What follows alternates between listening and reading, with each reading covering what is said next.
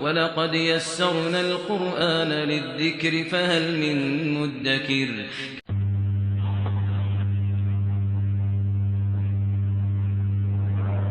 بسم اللہ الرحمن الرحیم اللہم صلی علی محمد وعلی آل محمد وبارک وسلم۔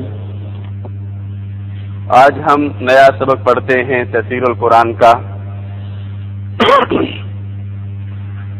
ایک قاعدہ آپ کے سامنے لکھا ہوا ہے۔ جملہ فعلیہ میں فعل واحد استعمال ہوتا ہے، جملہ اسمیہ میں فعل فاعل کے مطابق استعمال ہوتا ہے۔ مثال سے بات واضح ہو جائے گی۔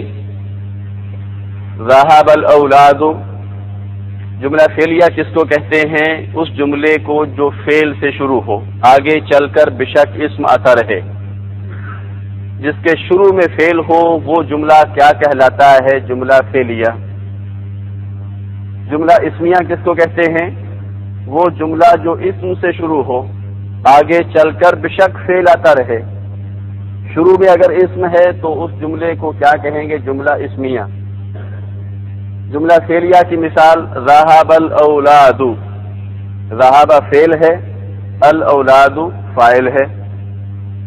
جملہ اسمیہ کی مثال الاولاد ذهبوا، الاولاد ذهبوا، یہ جملہ اسمیہ ہے۔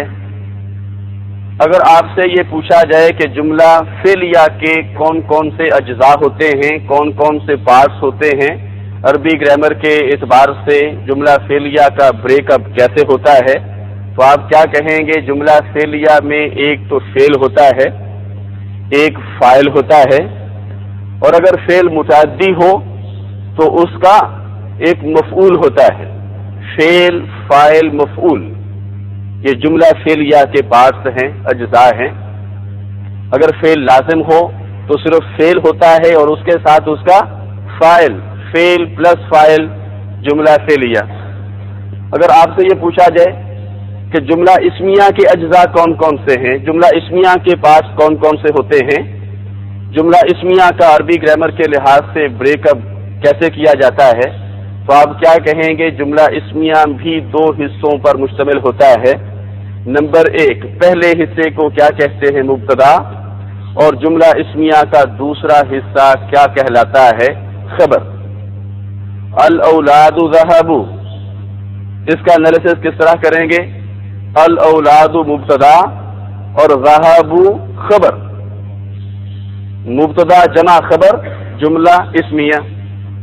مبتدا کس کو کہتے ہیں؟ اس اسم کو جس سے جملے کی ابتدا ہو رہی ہو۔ پھر سنیے، جو اسم کسی جملے کی ابتدا میں آ رہا ہو اس کو کیا کہتے ہیں عربی گرامر کی اصطلاح میں؟ مبتدا۔ اور جو لفظ اس کے بارے میں کوئی انفارمیشن دے رہا ہو اس کو کیا کہتے ہیں؟ اس کی خبر۔ الاولاد لڑکے، بتائیے الاولاد ذهبوا میں کون سا لفظ ہے جو لڑکوں کے بارے میں یہ خبر دے رہا ہے کہ وہ چلے گئے ہیں، کمرے میں بیٹھے ہوئے نہیں ہیں، وہ کمرے سے نکل گئے ہیں، چلے گئے ہیں؟ کون سا لفظ الاولاد کے بارے میں یہ انفارمیشن دے رہا ہے؟ ذهبوا۔ تو ذهبوا کو کیا کہیں گے کہ یہ لفظ الاولاد کی کیا ہے؟ خبر ہے۔ الاولاد مبتدا، ذهبوا خبر، مبتدا پلس خبر کیا بن گیا؟ جملہ اسمیہ۔ اب خبر جو ہے، خبر وہ اسم بھی ہو سکتی ہے اور فعل بھی۔ مثلا بتائیے الاولاد صالحون، لڑکے نیک ہیں، اس کا انالیسس کیجئے۔ الاولاد مبتدا اور صالحون کیا ہے؟ خبر ہے۔ الاولاد بھی اسم ہے اور صالحون بھی اسم ہے۔ الاولاد ذهبوا میں بتائیے الاولاد تو اسم ہے، کیا ذهبوا بھی اسم ہے؟ نہیں، ذهبوا کیا ہے؟ فعل ہے۔ اب اس کا انالیسس کرتے وقت ہمیں ایک مشکل پیش آئے گی۔ الاولاد مبتدا ہے، ذهبوا فعل ہے۔ آپ سے اگر یہ پوچھا جائے کہ اس فعل کا فاعل کہاں ہے تو یہ جواب تو آپ قطعاً نہیں دے سکتے کہ جناب ذہبوا ایک ایسا فعل ہے جس کا کوئی فاعل نہیں. یہ جواب درست نہیں ہوگا، اس لیے کہ کوئی بھی ایسا فعل نہیں ہوتا جس کا فاعل نہ ہو. فاعل تو اس کا ہے، تو پھر کہاں ہے؟ آپ کہہ دیں گے الاولاد. الاولاد کو تو آپ مبتدا قرار دے چکے ہیں، تو پھر فاعل کہاں ہوگا؟ ہم کیا کہیں گے کہ ذہبوا کا فاعل اس فعل کے اندر ہی پوشیدہ ہے، چھپا ہوا ہے. ذہبوا فعل ہے، اس کے اندر ہم ضمیر دے وینٹ، دے کا معنی کہاں ہے؟ وہ اسی کے اندر چھپا ہوا ہے. ہم ضمیر اسی کے اندر پوشیدہ ہے، چھپی ہوئی ہے. وہ چھپی ہوئی ضمیر اس کا کیا ہے؟ فاعل ہے. تو ذہبوا بیک وقت فعل بھی ہے اور فاعل بھی. فعل پلس فاعل جملہ فعلیہ، اور یہ پورا جملہ فعلیہ الاولاد کی کیا لگی؟ خبر. الاولاد مبتدا، ذہبوا خبر. لیکن اس میں جس طرح الجبرا میں وہ چھوٹی بریکٹ بھی ہوتی ہے، اس میں بھی ایک بریکٹ کے بعد پھر چھوٹی بریکٹ کھلتی ہے. الاولاد مبتدا، ذہبوا خبر. ذہبوا کیسے خبر بنا؟ پھر آگے چھوٹی بریکٹ. یہ اصل میں فعل ہے، اسی کے اندر فاعل ہے. فعل جمع فاعل پورا جملہ فعلیہ، اور یہ پورا جملہ فعلیہ الاولاد کی کیا ہے؟ خبر. الجبرا، کسی نے کہا تھا کہ الجبرا کو الجبرا کیوں کہا جاتا ہے؟ تو اس نے کہا تھا اس لیے کہ یہ طلبہ کو جبرن پڑھایا جاتا ہے. تو یہ بھی ہم آپ کو جبرن ہی پڑھا رہے ہیں. آپ کا بالکل دل نہیں کر رہا ہوگا یہ سارا کچھ پڑھنے کو، لیکن یہ ہم نے پڑھنا ہے. انالیسس اس کا اگرچہ ترجمہ کرنے میں کوئی بہت زیادہ کردار نہیں ہوتا، لیکن باریکی میں جا کے جب مکمل تجزیہ کرنا ہو کسی جملے کا تو اس وقت پھر ان قواعد کی ضرورت پڑتی ہے. بہرحال الاولاد مبتدا، ذہبوا خبر، اور یہ جملہ کیا ہے؟ جملہ اسمیہ. اصل اس میں سمجھانا کیا چاہتے ہیں عربی گرامر والے؟ ذہب الاولاد اس کا معنی کیا ہے؟ لڑکے گئے. الاولاد ذہبوا اس کا معنی کیا ہے؟ لڑکے گئے. پھر فرق کیا ہوا؟ دونوں میں ایک فرق ہے. اصل میں جو جملہ فعلیہ کی بجائے جملہ اسمیہ استعمال ہو رہا ہو، اس میں نسبتاً زیادہ سٹریس پیدا ہو جاتا ہے، اس میں نسبتاً زیادہ زور کا معنی پیدا ہو جاتا ہے. ذہب الاولاد لڑکے گئے، یہ سمپل سادہ سا جملہ ہے. لیکن الاولاد ذہبوا اس کا معنی کیا ہوگا؟ لڑکے گئے، یعنی لڑکیاں تو بیٹھی ہوئی ہیں، لڑکے سارے اٹھ کے چلے گئے ہیں. لہجے کا سارا دباؤ کس کے اوپر آ جائے گا؟ الاولاد پہ. جملہ اسمیہ میں ہائی لائٹ کرنا، فوکس کرنا مقصود ہوتا ہے کس کو؟ اسم کو، جو اسم شروع میں استعمال ہو رہا ہو. ایک اور مثال دیتا ہوں، اس سے مزید بات واضح ہو جائے گی انشاءاللہ العزیز. خلق اللہ السماء، خلق اللہ السماء کا معنی ہے اللہ نے آسمان کو پیدا کیا. اگر خلق اللہ کی بجائے ہو جائے اللہ خلق السماء، تب یہ جملہ اسمیہ ہو جائے گا. اب لہجے کا سارا دباؤ کس پہ آ جائے گا؟ لفظ اللہ پہ. تو کیا معنی ہوگا؟ اللہ نے آسمان کو پیدا کیا، کسی اور کی اس میں شراکت نہیں ہے، یہ صرف اللہ ہی کا کام ہے. جو زور اللہ خلق السماء میں ہے وہ زور خلق اللہ السماء میں نہیں ہے. جملہ اسمیہ میں اس اسم پہ سٹریس کرنا، زور دینا، اس کو ہائی لائٹ کرنا مقصود ہوتا ہے جس اسم کو جملے کے شروع میں لایا جا رہا ہوتا ہے. اللہ رب العزت نے یبسط اللہ الرزق کہنے کی بجائے اللہ یبسط الرزق کہا ہے. بتائیے اگر یبسط اللہ الرزق کا معنی ہو اللہ رزق فراخ کرتا ہے، تو بتائیے اللہ یبسط الرزق کا معنی کیا ہوگا؟ اللہ رزق کو فراخ کرتا ہے، یہ اللہ کا کام ہے، یہ کسی اور کے اختیار میں نہیں ہے. لہجے کا سارا سٹریس، سارا زور، سارا دباؤ کس پہ آ جائے گا؟ لفظ اللہ پہ. ذہب الاولاد لڑکے گئے، الاولاد ذہبوا لڑکے چلے گئے، لڑکے گئے. جہاں تک لڑکیوں کا تعلق ہے وہ بیٹھی ہوئی ہیں، تو پھر الاولاد کو یہاں ہائی لائٹ کرنے کے لیے پہلے لایا جا رہا ہے فعل سے۔ نکالیے تفسیر القرآن صفحہ نمبر 27، الدرس الخامس عشر، 15واں سبق، جملہ فعلیہ کو جملہ اسمیہ میں تبدیل کرنا۔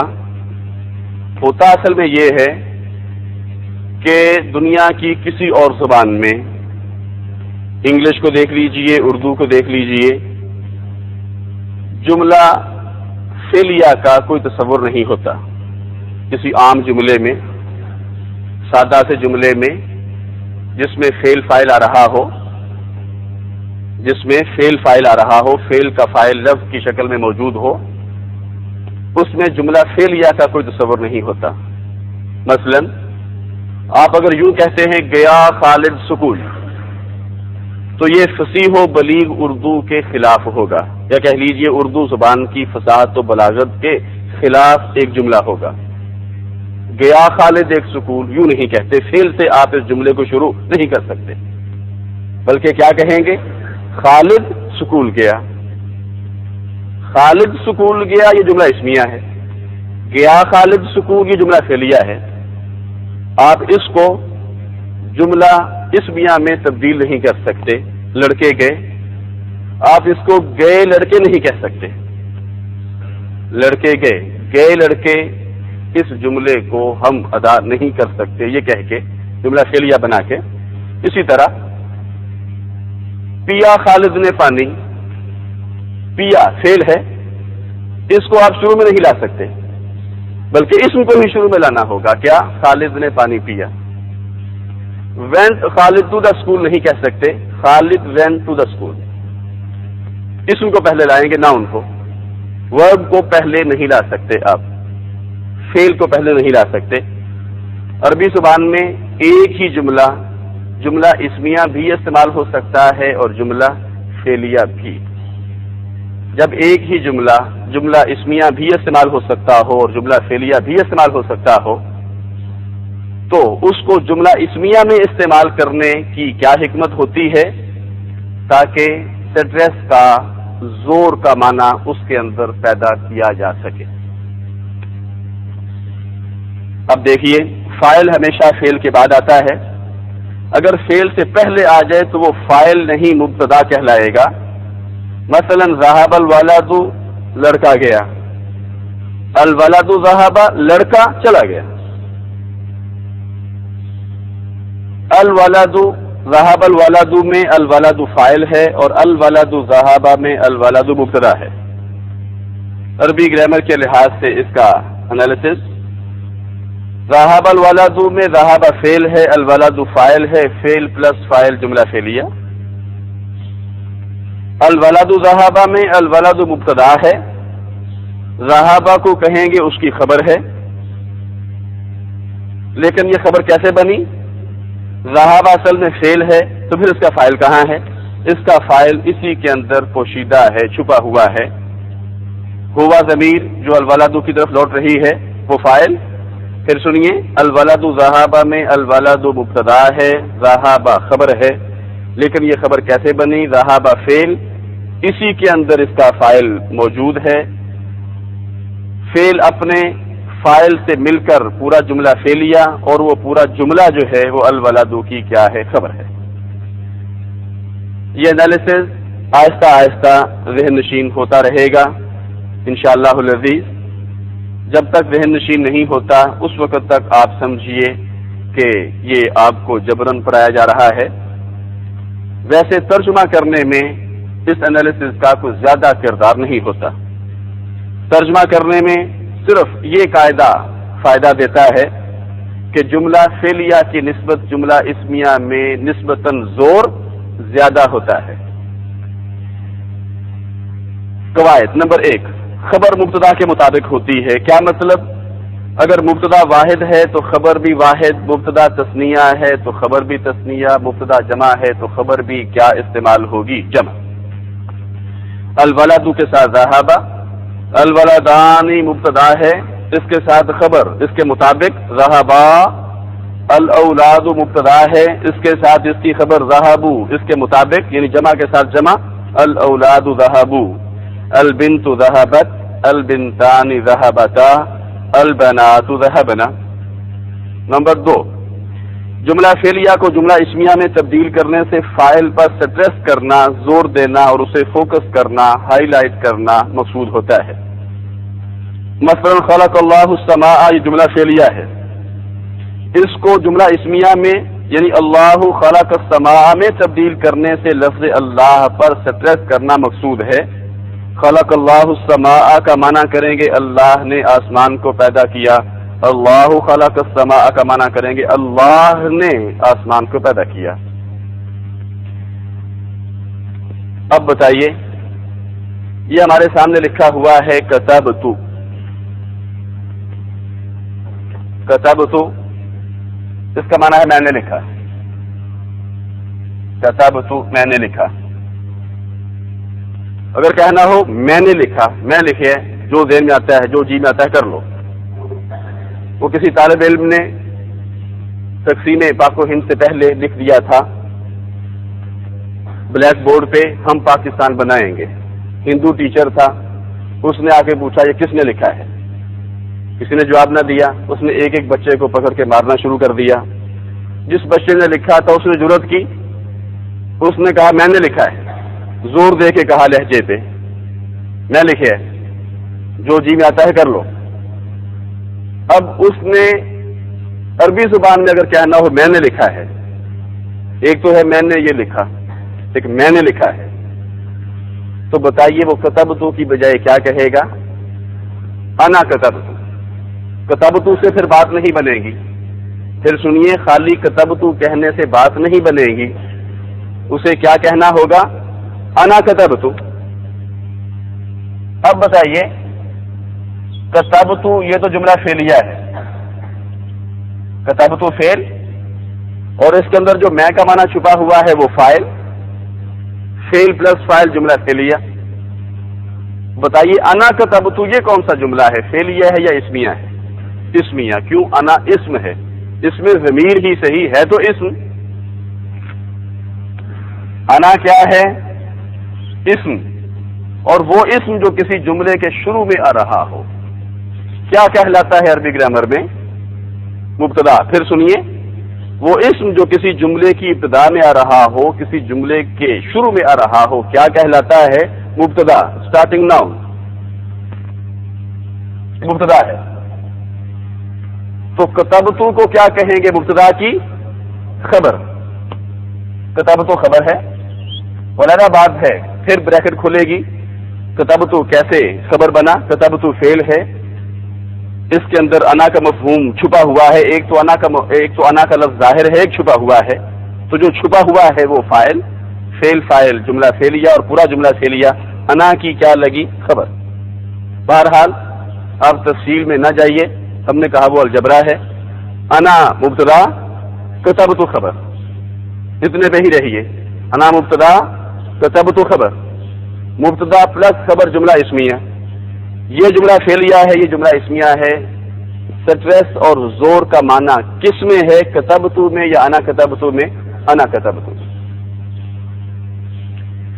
حضرت ابراہیم علیہ السلام کی قوم نے جب ابراہیم علیہ السلام سے کہا تھا کیا تو نے ہمارے معبودوں کے ساتھ یہ سلوک کیا ہے، تو ظاہر ہے بڑے غصے میں کہا تھا، بہت شدید غصہ تھا انہیں، آستینیں چڑھائی ہوئی تھی اور بڑے غصے سے بول رہے تھے ابراہیم علیہ السلام کے ساتھ۔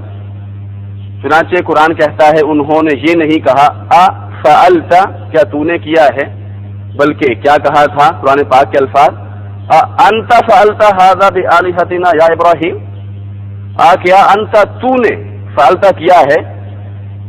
اس جملے کے تیور ہی بتا رہے ہیں کہ یہ جملہ کوئی نرمی کے ساتھ نہیں کہا گیا ہوگا، بڑے غصے کے ساتھ حضرت ابراہیم علیہ السلام کی قوم نے کہا تھا انت فعلت ھذا بآلہتنا، کیا تو نے یہ کیا ہے، یعنی بڑا غصہ ٹپک رہا ہے کہ بتاؤ تو صحیح، تمہاری زبان سے نکلے تو صحیح کہ میں نے کیا ہے، پھر دیکھو ہم تمہارا کیا حشر کرتے ہیں۔ اس طرح کا انداز تھا۔ تو یہ جملے کے تیور ہی اس مفہوم کا ہمیں پتہ دے رہے ہیں۔ افعلت ہوتا تو اس میں وہ زور نہ ہوتا جو انت فعلتا میں ہے، انت فعلت ھذا بآلہتنا یا ابراہیم، کیا تو نے یہ سب کچھ کیا ہے اے ابراہیم ہمارے معبودوں، ہمارے خداؤں کے ساتھ؟ بتائیے قسم کا معنی ہو اس نے تقسیم کیا، تو قسم نہ کا معنی کیا کریں گے؟ ہم نے تقسیم کیا۔ قسم نہ یہ جملہ فعلیہ ہے، اس سے پہلے نحن آ جائے، نحن قسم نہ، تو پھر یہ جملہ اس فعلیہ نہیں، کیا بن جائے گا؟ جملہ اسمیہ۔ نحن کا تیور ہی اس مفہوم کا ہمیں پتہ دے رہے ہیں۔ افعلتا ہوتا تو اس میں وہ زور نہ ہوتا جو انت فعلتا میں ہے، انت فعلت ھذا بآلہتنا یا ابراہیم، کیا تو نے یہ سب کچھ کیا ہے اے ابراہیم ہمارے معبودوں، ہمارے خداؤں کے ساتھ؟ بتائیے قسم کا معنی ہو اس نے تقسیم کیا، تو قسم نہ کا معنی کیا کریں گے؟ ہم نے تقسیم کیا۔ قسم نہ یہ جملہ فعلیہ ہے، اس سے پہلے نحن آ جائے، نحن قسم نہ، تو پھر یہ جملہ اس فعلیہ نہیں، کیا بن جائے گا؟ جملہ اسمیہ۔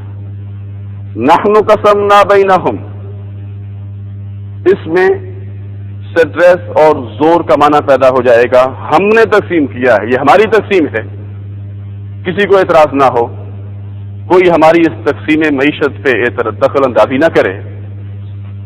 نحن قسمنا بینہم معیشتہم، ہم نے تقسیم کیا ہے ان کے درمیان ان کی معیشت کو، فی الحیات الدنیا، دنیاوی زندگی میں یہ ہماری تقسیم ہے، کوئی ہماری اس تقسیم میں دخل اندازی نہ کرے، کوئی اعتراض نہ کرے، ہم اپنے ضابطے کے مطابق جس طرح چاہیں تقسیم کریں۔ نحن قسمنا بینہم معیشتہم، ہم نے تقسیم کیا ہے ان کے درمیان ان کی معیشت کو، ان کے وسائل رزق کو، ان کے وسائل معاش کو، فی الحیات الدنیا، دنیاوی زندگی میں، ورفعنا، اور ہم نے بلند کیا ہے، یا معنی کریں گے اور ہم نے فوقیت دی ہے، بعضہم فوق بعض، ان میں سے بعض کو بعض پر، یہ ہماری دین ہے۔ ورفعنا بعضہم فوق بعض، ان دونوں آیات میں انتا پہ، پچھلی آیت میں انتا پہ اور دوسری آیت میں نحنوں پر زور دیا جا رہا ہے۔ آگے اگلا قاعدہ جو ہے وہ ہم انشاءاللہ العزیز کل پڑھیں گے۔ نیچے جو چند احادیث ہیں ان کا ترجمہ سن لیجئے۔ اس سے پہلے ایک مثال، ایک آیت اور بتائیے، اگر آپ کو یہ پتہ چل جائے کہ نزلنا الذکر کا معنی ہے ہم نے ذکر کو، یاد دہانی کو، یعنی قرآن مجید کو نازل کیا ہے، ہم نے قرآن مجید کو اتارا ہے، نزلنا الذکر، تو آپ بتائیں کہ نحن نزلنا الذکر کا معنی کیا ہوگا؟ ہم نے ہی زور دے کے ہم نے اتارا ہے قرآن پاک کو۔ کوئی یہ نہ سمجھے کہ یہ کسی انسانی ذہن کی تخلیق ہے، کوئی اپنی ذہن سے بنا کر لے آیا ہے اور اپنی قوم کے سامنے پیش کر رہا ہے۔ نحن نزلنا الذکر، ہم نے اتارا ہے قرآن پاک کو، ہم نے نازل کیا ہے، یہ ہمارا نازل کردہ ہے۔ تو جو زور، جو ہیبت، جو سطوت نحن نزلنا الذکر میں ہے، وہ نزلنا الذکر میں نہیں ہو سکتی تھی، اور اس سے پہلے انا بھی آ گیا ہے۔ انا کا معنی کیا ہوگا؟ یقیناً ہم نے، انا نحن نزلنا الذکر، یقیناً ہم نے ہی نازل کیا ہے قرآن مجید کو۔ تو ہم نے کہا جو ہیبت، جو زور، جو شان و شوکت، جو سطوت نحن نزلنا الذکر میں ہے، وہ نزلنا الذکر میں نہ ہوتی۔ بس زور دے کے ہی کا معنی بھی پیدا کر سکتے ہیں، لیکن لہجے کا سارا دباؤ آ جائے گا ہم نے، یعنی یہ ہمارا کام ہے۔ چند احادیث انہیں دیکھیے۔ المسلم من سلم المسلمون من لسانہ و یدہ، ان احادیث کا اس سبق سے کوئی تعلق نہیں۔ ان احادیث میں سے آپ نے صرف تلاش کرنا ہے فعل ماضی کے پہلے سیغے کو۔ فعل ماضی کا کوئی سیغہ ان احادیث میں فعلہ کے ردم پر استعمال ہو رہا ہوگا اور کوئی فاعلہ کے ردم پہ، تو آپ نے ان تمام احادیث میں سے فعل ماضی سے تعلق رکھنے والے پہلے سیغے کو تلاش کرنا ہے. ہر حدیث میں فعل ماضی کا پہلا سیغہ موجود ہے. مثلا بتائیے المسلم من سلم المسلمون من لسانہ و یدہ میں فعل ماضی سے تعلق رکھنے والا کون سا سیغہ موجود ہے؟ سلم. ترجمہ تو ہم بعد میں کریں گے. بتائیے لعن رسول اللہ صلی اللہ علیہ وسلم آکل الربا میں فعل ماضی کا کون سا سیغہ ہے؟ لعن. پہلی حدیث میں سلم فاعلہ کے ردم پہ ہے، دوسری حدیث میں لعن فاعلہ کے ردم پہ ہے، تیسری حدیث میں من رضی من اللہ بالیسیر من الرزق رضی اللہ منہ بالقلیل من العمل. کون سا ہے فعل ماضی کا سیغہ؟ رضیہ فاعلہ کے ردم پہ. آگے ہے من خرج فی طلب العلم فہو فی سبیل اللہ. کون سا ہے؟ خرج فاعلہ کے ردم پہ. اب ترجمہ سنیے. المسلم مسلمان، من جو، سلمہ محفوظ ہوئے، المسلمون دیگر مسلمان، من لسانہ ہی اس کی زبان سے، و یدہ اور اس کے ہاتھ سے. با محاورہ ترجمہ کیا کریں گے؟ مسلمان وہ ہے کہ جس کی زبان اور جس کے ہاتھ سے دیگر مسلمان محفوظ ہو جائیں، نہ اس کی زبان سے کسی کی دل آزاری ہو اور نہ ہی اس کے ہاتھ سے کسی کو اذیت پہنچے، وہ ہے مسلمان. لعن رسول اللہ صلی اللہ علیہ وسلم آکل الربا. لعنت فرمائی اللہ کے رسول صلی اللہ علیہ وسلم نے سود کھانے والے پر، سود خور پر. بتا چکے ہم لعنت کا کیا مطلب ہوتا ہے. کسی کا اللہ کی نگاہوں سے گر جانا، ایسا فرد بھی اللہ کی نظروں سے گر جاتا ہے اور ایسی قوم بھی اللہ کی نگاہوں سے گر جاتی ہے. لعن رسول اللہ صلی اللہ علیہ وسلم آکل الربا. ایسی امت، ایسی قوم اللہ کے رسول صلی اللہ علیہ وسلم کی پسندیدہ قوم، پسندیدہ امت کہلانے کی حقدار نہیں ہے.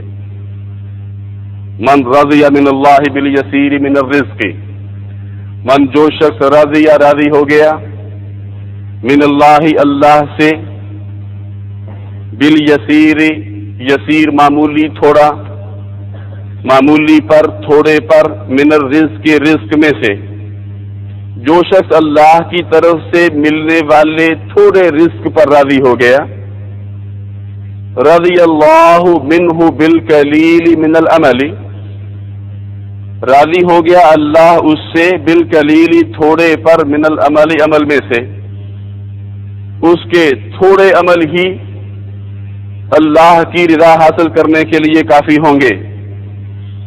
جس کے مال و دولت میں اللہ فراوانی عطا کرتا ہے، اس کی ذمہ داریوں میں بھی اضافہ ہو جاتا ہے. اسے اللہ کو راضی کرنے کے لیے محنت بھی پھر زیادہ درکار ہوتی ہے. من خرج فی طلب العلم فہو فی سبیل اللہ.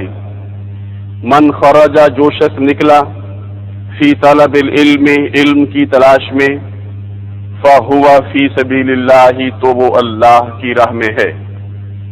گھر سے نکلتے ہوئے نیت کر لیا کیجئے کہ ہم اللہ کے پیغام کو سمجھنے کی کوشش کرنے کے لیے جا رہے ہیں. آپ کا ایک ایک اٹھنے والا قدم اللہ کی راہ میں اٹھ رہا ہوگا. من خرج فی طلب العلم فہو فی سبیل اللہ. یہ نیت کر لیجئے. ہم نے کہا آپ کا اٹھنے والا ایک ایک قدم اللہ کی راہ میں اٹھے گا. 5ویں حدیث کل پڑھیں گے انشاءاللہ العزیز. ذرا تفصیل طلب ہے. نمبر 6، من قرأ حرفا من کتاب اللہ فلہ بہ حسنۃ. من قرأ جس نے پڑھا، حرفن ایک حرف، من کتاب اللہ اللہ کی کتاب سے، یا معنی کریں گے اللہ کی کتاب کا، فلہ تو اس کے لیے ہے، بہ اس سے یعنی اس کے بدلے میں، حسنۃ ایک نیکی. اور آگے پوری حدیث یوں ہے، والحسنۃ بعشرۃ امثالھا. امت مسلمہ کے لیے یہ اعزاز ہے کہ اس کی ایک نیکی کا ثواب اللہ کے ہاں 10 نیکیوں کے برابر لکھا جاتا ہے۔ اور آگے آپ نے فرمایا لا اقول الف لام میم حرف، میں نہیں کہتا کہ الف لام میم ایک حرف ہے، بل الالف حرف واللام حرف والمیم حرف، تو الف لام کہنے کی 30 نیکیاں ہو گئیں۔ ہم نے کہا تھا یہ نیکیاں کیا ہیں؟ یہ آخرت کی کرنسی ہے، جس کے پاس آخرت کی کرنسی زیادہ ہوگی اتنا ہی اس کا سٹیٹس بلند ہوگا۔ من لزم الاستغفار جعل اللہ له من کل ضیق مخرجا ومن کل ہم فرجا، من جس نے لازم الاستغفار لازم پکڑا استغفار کو، لازم پکڑا سے کیا مراد؟ جس نے معمول بنا لیا استغفار کو، گناہوں سے معافی مانگنے کو، استغفر اللہ کہنے کو، جعل اللہ لہ، وہ سمجھ لے کہ جعل اللہ لہ بنا دیا اللہ نے اس کے لیے، من کل ضیق ہر تنگی سے، مخرجن نکلنے کا راستہ، ومن کل ہم اور ہر پریشانی سے، فرجن نجات کی راہ۔ فرجن کا لفظی معنی ہوتا ہے سوراخ، نجات حاصل کرنے کا ذریعہ۔ پھر سنیے من لازم الاستغفار، جس نے لازم پکڑا یعنی معمول بنا لیا استغفار کو، جعل اللہ لہ بنا دیا اللہ نے اس کے لیے، من کل ضیق مخرجن ہر تنگی سے نکلنے کا راستہ، ومن کل ہم فرجن اور ہر پریشانی سے نجات کا راستہ۔ لعن اللہ، لعنت فرمائی اللہ نے، المتشبہین من الرجال، مردوں میں سے مشابہت اختیار کرنے والوں پر، بالنساء عورتوں کے ساتھ، جو مرد عورتوں کے ساتھ مشابہت اختیار کرتے ہیں وہ اللہ کی نگاہوں سے گر جاتے ہیں۔ من ترک صلاۃ العصر، جس نے چھوڑی عصر کی نماز، حبط عملہ، رائے گاں ہو گیا، ضائع ہو گیا اس کا عمل۔ یہ کوئی اللہ کا شکر نہیں ہے کہ آج میں نے تینوں کی تینوں نمازیں پڑھی ہیں، آج میں نے 3 نمازیں پڑھی ہیں۔ اللہ کا شکر صرف اور صرف یہی ہے کہ آج میں نے 5 کی 5 نمازیں پڑھی ہیں۔ من ترک صلاۃ العصر حبط عملہ، جس نے عصر کی نماز کو چھوڑا اس کا عمل، اس کی محنت ضائع چلی گئی۔ من ترک الصلاۃ متعمدا، جس نے چھوڑی نماز متعمدن جان بوجھ کر، فقد کفر، تو یقیناً اس نے کفر کیا۔ اللہ ہمیں محفوظ فرمائے۔ وآخر دعوانا الحمد للہ رب العالمین۔